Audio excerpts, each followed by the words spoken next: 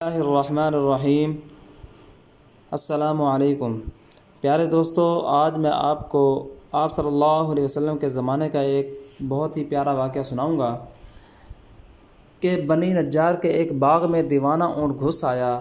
جو شخص اس باغ میں آتا وہ اونٹ اسے کاٹنے کو دوڑتا۔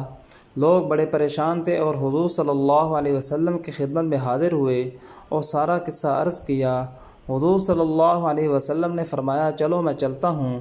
چنانچہ حضور صلی اللہ علیہ وسلم اس باغ میں تشریف لے گئے اور اس اونٹ سے فرمایا، ادھر آؤ۔ اس اونٹ نے جب رسول اللہ صلی اللہ علیہ وسلم کا حکم سنا تو دوڑتا ہوا حاضر ہوا اور اپنا سر حضور صلی اللہ علیہ وسلم کے قدموں میں ڈال دیا۔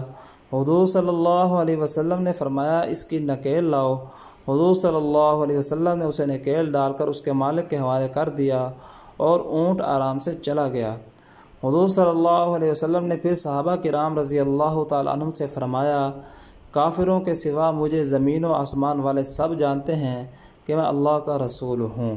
سبحان اللہ، بہت ہی پیارا واقعہ ہے، اسے آپ نے زیادہ سے زیادہ شیئر کرنا ہے اور آپ سے درخواست ہے کہ آپ ہمارے چینل کو بھی سبسکرائب کر لیں، بیل آئیکن کو بھی پریس کر دیں تاکہ پیاری پیاری حدیث آپ تک پہنچتی رہیں۔ السلام علیکم۔